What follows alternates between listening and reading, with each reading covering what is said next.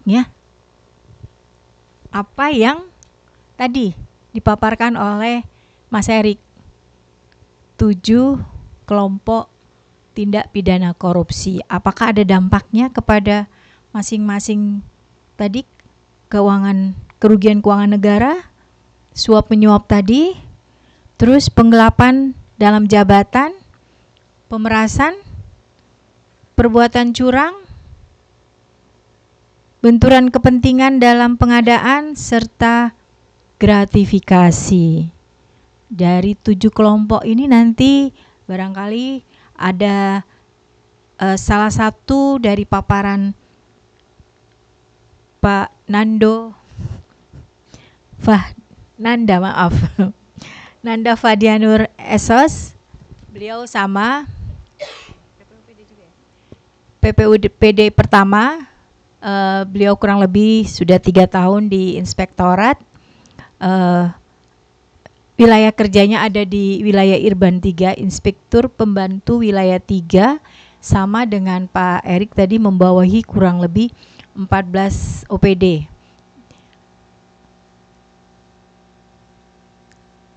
Apa dampak dari 7 kelompok TPK tadi? Akan diulas tuntas oleh Bapak Nanda. Kami persilahkan. Aplaus buat beliau. Terima kasih.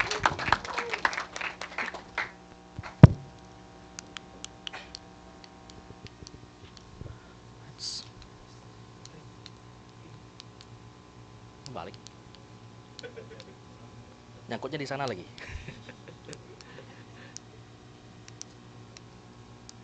Masih.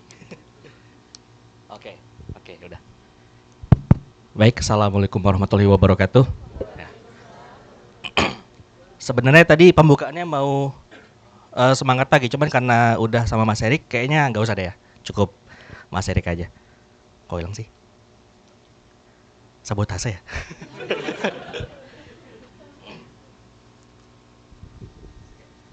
Oke, hari ini materi ketiga terkait dengan dampak sosial korupsi. Ada 3 materi hari ini. Jadi dia dampak sosial korupsi, strategi pencegahan korupsi, dan tokoh inspiratif. Nah, untuk tokoh inspiratif memang tadi sama Mas Erik udah ada, cuman saya coba sampaikan ada 2 tokoh lainnya. Mati lagi sih.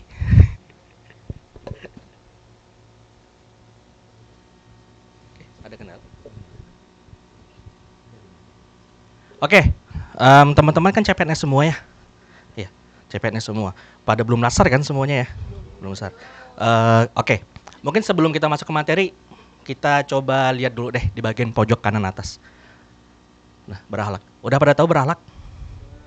Udah tahu ya sebagian ya? Yang nggak tahu mana angkat tangan coba. Ada nggak yang nggak tahu? Kalau saya tanya bisa jawab nih. Oke. Jadi memang berakhlak ini dia lekat dengan nilai-nilai integritas. Tapi ini lebih sebagai kode etik kita sebagai ASN. Makanya di sini berakhlak itu bernya dia kecil, cuman paling depan. Kenapa? Dia orientasinya pelayanan. Jadi tugas kita sebagai seorang ASN itu adalah memberikan pelayanan publik yang prima. Oke, kemudian mungkin teman-teman sekalian udah pada ngeliat nih di pojok kiri atas itu ada logo Berani Jujur Hebat. Ada yang tahu ini logonya dari mana? KPK. Oke. Coba bayangin tuh, ngapain juga KPK yang biasanya OTT ngurusin bikin logo. Bayangin. Tahu nggak kenapa? Itu ntar masuk di strategi pencegahan korupsi. Kenapa demikian? Karena branding itu penting buat di masyarakat. Kita harus tahu bahwa kita ngelawan korupsi itu nggak bisa cuman orang dimasukin penjara. Kita juga harus sadar bahwa perlawanan terhadap korupsi itu ada di semua lini masyarakat. Gitu. Makanya ada branding ini di mana-mana, teman-teman lihat. Oke.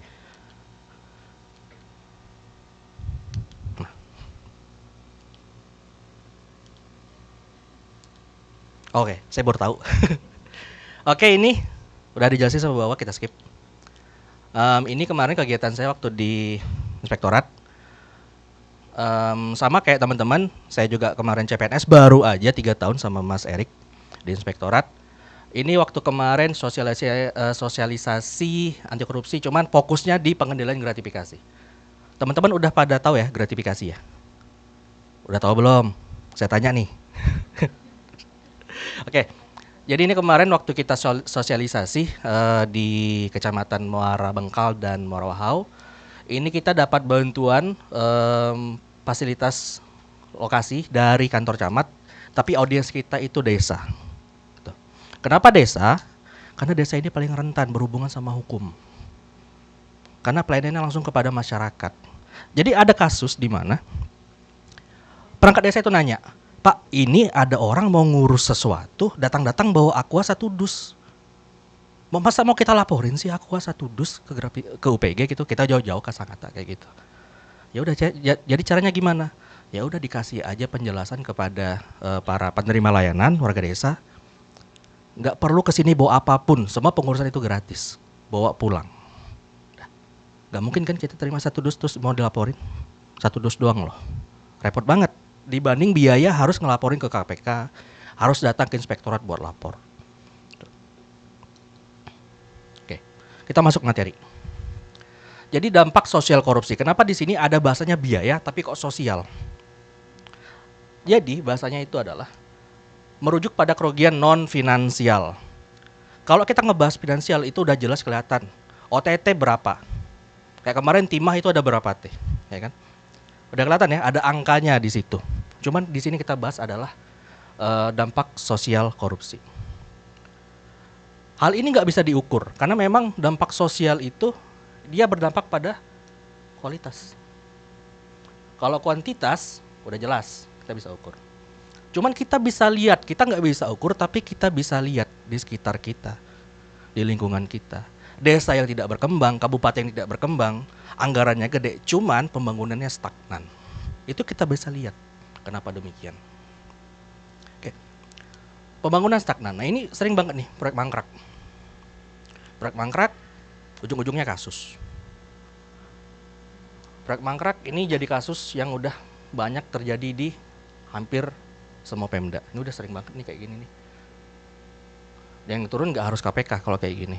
Bisa dari inspektorat dulu, bisa juga dari kejaksaan. Terus yang tadi udah dibahas apa? Ada rasionalisasi korupsi, pembenaran korupsi. Di sini ada nggak rasionalisasi korupsi itu ada bisa bantu saya nggak?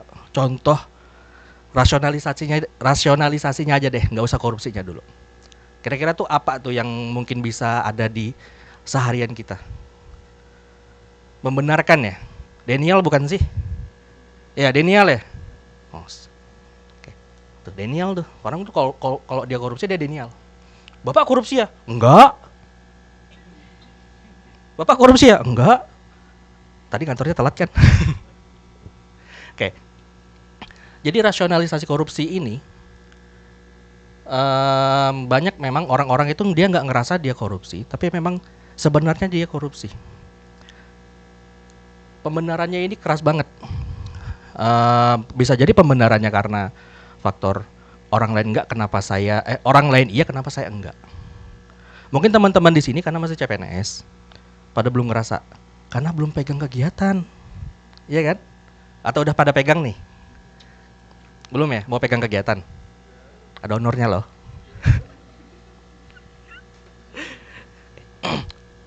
Jadi ya teman-teman, gimana caranya kita nge-handle ini rasionalisasi? Kembali yang pertama tadi, berahlak itu tadi. Berahlak itu akronim. Cuman kita tahu akhlak itu artinya apa. Dan itu udah diajarin semua dari kecil, moralitas. Dan kita juga punya aturan-aturan yang mengatur terkait dengan koridor korupsi itu gimana. Pokoknya kalau udah rasionalisasi korupsi ini udah berat banget, nggak bisa dilawan ini. Batu. Kemudian pendidikan tidak berkualitas. Kenapa demikian? Ya orang kalau pinter nggak bisa dibodoh-bodohin memang. Dia kritis. Kemarin saya ada lihat ada berita, kayaknya di SMA N1 mana, saya lupa. Itu ada uang iuran kalau nggak salah tuh buat SPP. Sekolah negeri itu kan nggak ada SPP ya, karena udah ditanggung semua sama dana bos. Jadi anak-anak itu, anak-anak loh ya masih SMA, pada demo. Bayangin, zaman sekarang anak-anak SMA pada demo sekolahnya. Zaman saya dulu jangankan demo, nyaut dikit udah kena tempeleng. Itu bentuk bagusnya pendidikan, udah mulai berkembang. Anak-anak zaman sekarang udah mulai berani speak up, udah mulai berani berkelompok, ngelawan kejahatan, ngelawan ketidakadilan. Itu progres bagus. Progres bagus. Ya semoga aja nanti yang di sekolah itu bisa menghasilkan output yang jelas. Kemudian kemiskinan. Ini udah jelas. Kenapa korupsi itu dianggap kejahatan luar biasa? Korupsi, terorisme itu dianggap sebagai kejahatan luar biasa. Karena orang yang jadi korban korupsi itu dia nggak nyadar kalau dia itu korban. Bapak sadar nggak kalau bapak-bapak ini, mbak-mbak ini, teman-teman semua korban korupsi? Sadar nggak? Sadar? Bisa diukur? Kesadaran dari mana? Nggak bisa, ya kan? Tapi kalau uang itu kita bisa sadar, kita bisa tahu. Misal kalau dia markup, itu udah jelas salahnya di mana. Proyek mangkrak itu kita bisa lihat salahnya di mana. Tapi kalau kemiskinan ini, kita nggak tahu yang salah yang di bagian mana. Karena kita semua korban korupsi, korban inkompetensi. Dan yang terakhir, ketidakpuasan masyarakat. Ya, demo itu termasuk. Dan itu juga hak buat kita bernegara, berdemokrasi. Tapi teman-teman di sini udah pada punya sosmed semua kan? Ya kan, punya sosmed kan? Udah lihat kan kalau ada berita pemerintah yang aneh-aneh, DPR aneh-aneh, pada komplain semua kan? Itu bentuk ketidakpuasan juga. Kita punya hak buat komplain gitu. Cuman kita sebagai ASN nggak boleh turun ke jalan. Nggak boleh. Karena kita bukan berserikat. Kita bagian dari pemerintah. Kita boleh kritik, boleh. Kita punya hak buat itu. Lanjut. Lah, mundur lagi. Nah, oke. Ini infografis saya ambil dari webnya KPK. KPK bukannya? Saya juga lupa sih. Oke, jadi di sini ada dampak sosial, dampak masifnya korupsi terhadap sosial dan kemiskinan, mahalnya harga jasa dan pelayanan publik. Kenapa bisa mahal? Karena pemerintah nggak bisa menjamin adanya akses. Kalau harga itu ya, kalau harga jasa, harga barang atau jasa itu kenapa bisa mahal? Yang utama biasanya akses antar kota itu jelek atau panjang atau susah diakses. Nah, ini termasuk. Kenapa? Jalan itu akses utama dan selama ini jalan-jalan penghubung di luar Pulau Jawa ya itu rata-rata jelek. Kenapa? Ya itu tadi dampak dari korupsi ini. Kemudian pengentasan kemiskinan berjalan lambat. Ini udah berusaha ngentasin kemiskinan dari tahun 1945. Udah berapa tahun? 80 tahun merdeka. Masih negara berkembang sampai dengan sekarang. Ya kan? APBD-nya Kutim itu udah naik dari 3T, 6T, 14T, terus turun lagi. Pengatasan kemiskinan gimana? Inflasi naik terus. Kemiskinannya stagnan, jalannya lambat. Bermasalahnya di mana? Semua pihak itu harus bertanggung jawab terhadap pengentasan kemiskinan. Dari segi perencanaan, pelaksanaan, pengawasan, sampai dengan output dan outcome-nya. Kemudian masuk ke sini, terbatasnya akses bagi masyarakat miskin. Korupsi itu paling berdampak sama masyarakat miskin. Teman-teman tahu kan kemarin ceritanya si Adik Raya, almarhumah Adik Raya? Tahu? Tahu kan? Adik Raya itu termasuk kategori masyarakat miskin apa enggak? Miskin kan? Bahkan bisa masuk kategori miskin ekstrim. Bayangkan, di satu desa, itu nggak cuma satu kakak rupanya setelah saya lihat, nggak punya akses buat sanitasi yang layak. Bayangin, anak kecil, orang tuanya nggak punya akses sanitasi yang layak. Mereka punya pemerintah desa, punya pemerintah kabupaten, tapi buat toilet nggak punya, tuh bayangin gimana. Yang paling menderita nih anak-anak loh. Dan orang tuanya, masyarakat miskin ini. Harusnya pemerintah desa itu, pemerintah kabupaten bertanggung jawab terhadap ini. Ada beberapa kakak loh di situ yang harus MCK di kali yang tidak mengalir airnya. Nggak manusiawi. Nggak manusiawi banget.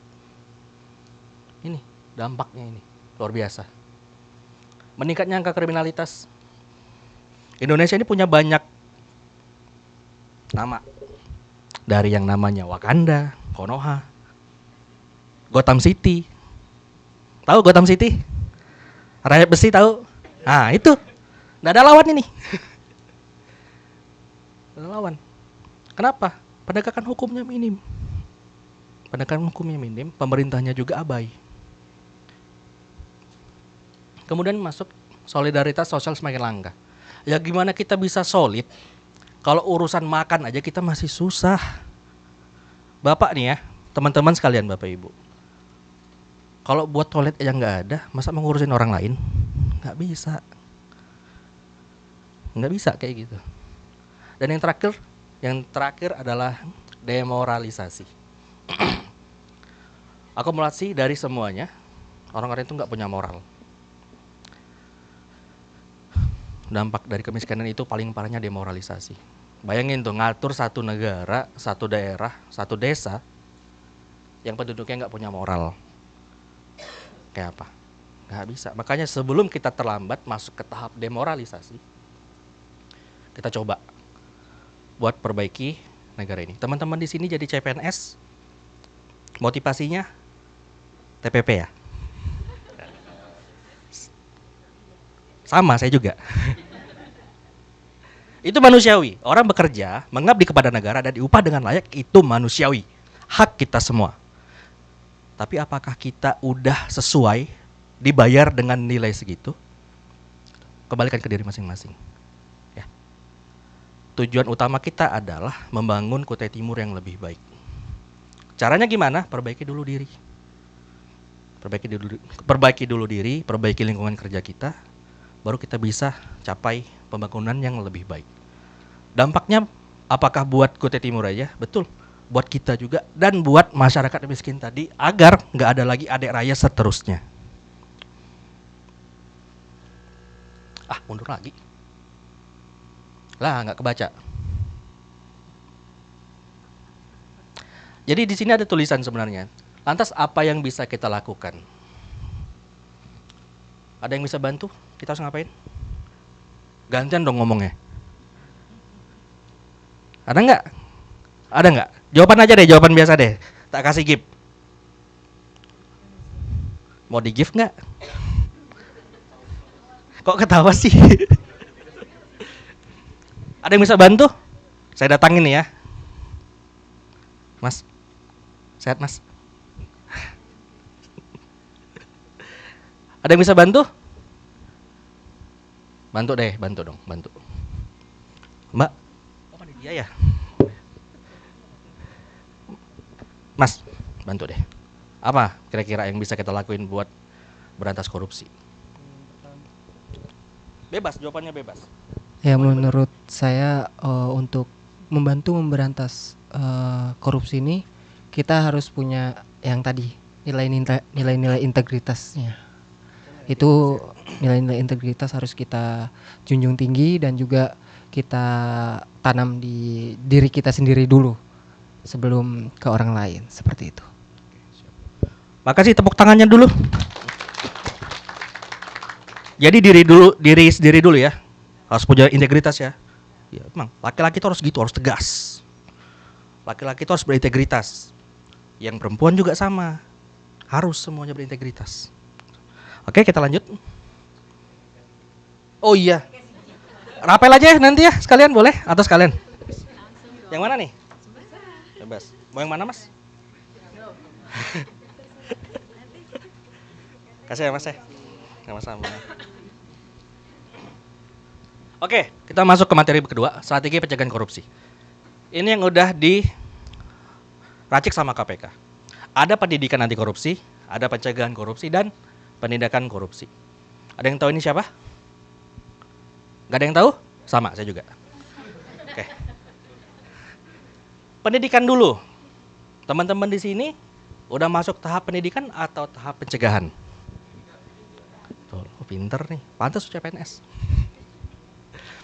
Jadi memang saya termasuk yang pesimis. Waktu saya masuk Paksi, saya mikir orang ngapain sih ngomong-ngomong di kantor? Emang korupsi bakal turun? Enggak kan? Enggak dong. Korupsi itu nggak bakal turun. Kita ngomong-ngomong di kantor kayak gini nggak bakal turun.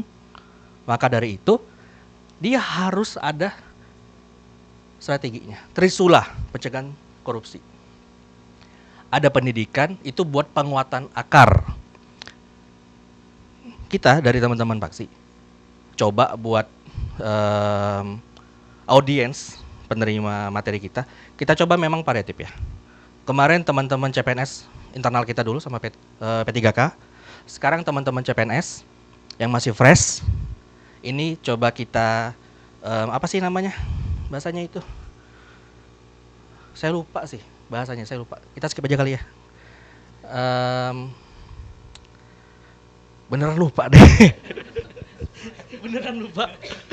Nah, jadi ntar setelah dari teman-teman CPNS kita coba buat teman-teman yang di sekolah, teman-teman yang SD ntar nggak pakai orasi. Anak-anak SD kita orasi pada nangis, nggak bisa. Apalagi yang orasi kayak saya, nggak bisa. Ntar teman-teman ibu-ibu ini luar biasa kreatif, biasanya main pakai games atau nyetel video lucu ya ibu ya. Oke. Ya games. Untuk anak-anak yang udah remaja, nanti kita coba masukin materi yang lebih santai. Kita doktrin biar mereka semua tuh anti korupsi. Nah, saya di sini mendoktrin Bapak Ibu biar anti korupsi. Itu yang kata yang saya lupakan tadi, doktrin. Saya beneran lupa loh tadi. Nah, kemudian pencegahan korupsi. Ada lagi nih berakhlak. Berakhlaknya ada. Udah dijelasin tadi ya. Orientasi pelayanan, nah, utamanya orientasi pelayanan. Teman-teman kalau teman-teman sebagai CPNS nggak melayani publik, berarti melayani PNS lainnya. Misal teman-teman yang ada di BKPSDM, kan nggak bersentuhan langsung ya sama masyarakat ya kan? Tapi memberikan pelayanan kepada PNS lainnya atau ASN lainnya. Tuh, jadi jangan dianggap di saat berorientasi pelayanan ini tidak berhubungan langsung dengan masyarakat atau publik, berarti mereka bukan pelayan publik, enggak. Tetap ada publik lain yang harus dilayani, walaupun statusnya sebagai ASN. Kemudian ada OPG. Jadi pencegahan ini, dia mekanismenya adalah sebuah sistem. Ada sebuah sistem yang diciptakan oleh pemerintah untuk meminimalisir kemungkinan terjadinya korupsi. Teman-teman udah tahu SIPD? Udah tahu? Udah ngerjain? Sudah? Enggak? Ya enggak apa. Ntar enggak lama biasa pegang sendiri itu. Calon-calon PPTK semua ini. Terus ada e-katalog dan LPSE. Ini mekanisme pengadaan barang jasa secara online. Di sini saya kasih contoh sampai 2. Karena emang stok di Canva saya adanya ini. Tapi memang tindak korupsi paling banyak itu di pengadaan barang jasa. Pejadina termasuk loh barang jasa. Belanja TK termasuk loh barang jasa. Markup itu bisa masuk di pengadaan barang dan jasa juga. Hati-hati ya teman-teman ya, nanti kalau udah pegang kegiatan pakai pedoman. Jangan mengerjakan sesuatu berdasarkan katanya. Karena yang ngomong itu kalau Bapak Ibu, teman-teman bermasalah dapat LHP, mereka cuma bilang, "Oh, mohon maaf." Bapak Ibu tuh yang pusing. Kemudian pendidikan korupsi. Jadi udah dididik, kita kuatin dulu akarnya, kita coba cegah, kita kuatin lagi batangnya, dan yang terakhir ini, buat daun-daun yang gugur kita tindak. Tapi penindakan ini udah bukan ranahnya pemerintah daerah. Udah ke yudikatif. Kejaksaan, polisian, dan KPK. Oke, bisa dipahami strategi? Kalau saya tanya bisa jawab ya? Bisa? Nah, coba saya nggak nanya sih. Nah, Jenderal Hugeng, udah sering lihat ya? Familiar ya beliau ya? Saya bacain nggak nih? Atau baca sendiri nih? Bacain? Capek. Nah, udah habis lagi waktunya. Jadi intinya dari Bapak Hugeng, kalau istrinya bilang Mas, istrinya, kalau saya bilang Bapak, Pak Jenderal ya. Hal yang ASN belum tahu, mungkin belum tahu. Di saat menjadi seorang ASN, kita tuh kehilangan beberapa hak pribadi kita. Termasuk nggak boleh dikasih uang, barang atau apapun itu. Kenapa? Karena rentan banget nyangkut sama yang namanya gratifikasi. Karena jabatan itu melekat di diri kita selama 24 jam. Makanya teman-teman di sini, saya ingatkan ASN, walaupun lagi nggak pakai seragam, walaupun hari libur, jarinya dijaga di sosmed, ya. Jangan komen aneh-aneh, ntar diciduk loh, nangis. Nah, di sini saya jelaskan sedikit. Jadi beliau di saat jadi kepala jabatan imigrasi Indonesia, istrinya kebetulan buka toko bunga. Yang namanya pejabat, apalagi Bapak Hugeng, itu pasti banyak yang deketin. Toko bunganya pasti laris, ya kan? Bawah pasti laris. Kenapa? Beliau pejabat. Orang pada beli tanamannya. Tapi yang dikira yang beli itu pecinta tanaman, enggak, beli doang. Yang penting bisa ketemu beliau. Nah, ini karena beliau ini punya integritas yang luar biasa. Beliau bilang sama istrinya, udah, jualannya tutup. Jualannya tutup. Ini orang banyak kepentingan bakal datang ini, beliin bunga kamu. Udah, itu salah satu nilai integritas beliau. Karena beliau ini punya integritas yang luar biasa. Meninggal tahun berapa sih? 2002 ya? Ya 2002 ya, saya lupa. Sampai sekarang namanya masih harum di negara kita. Jadi memang nggak bisa jadi tokoh yang diingat bangsa itu, nggak bisa orang yang biasa-biasa aja. Ada yang tahu ini siapa? Tutupin dulu deh.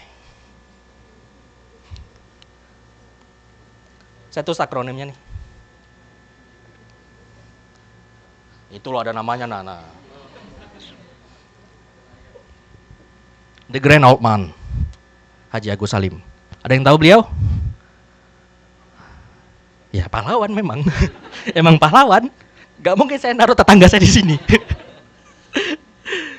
Jadi beliau ini mantan Menlu, negosiator juga. Yang bisa dibilang kalau dari omongannya orang-orang ya, hidup di akhir hidupnya itu hidupnya cukup. Saya nggak sih bilang ya. Ada nggak tulisannya di sini? Ya mau ada yang lebih itu nanti. Kan garam. Bayangin nih. Dikit. Ya, oke, baik, dipersingkat. Oke.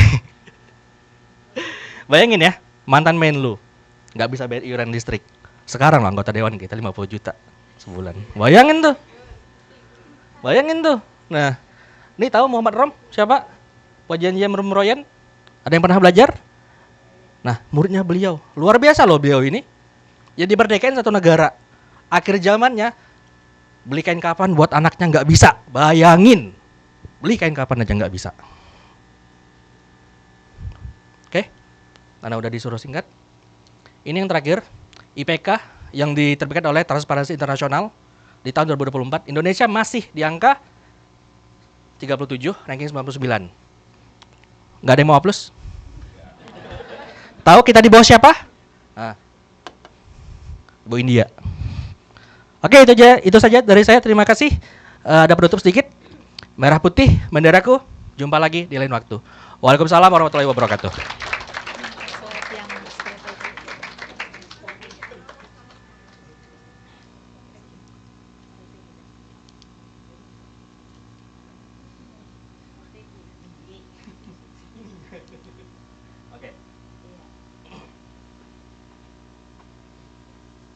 Ada yang mau nanya?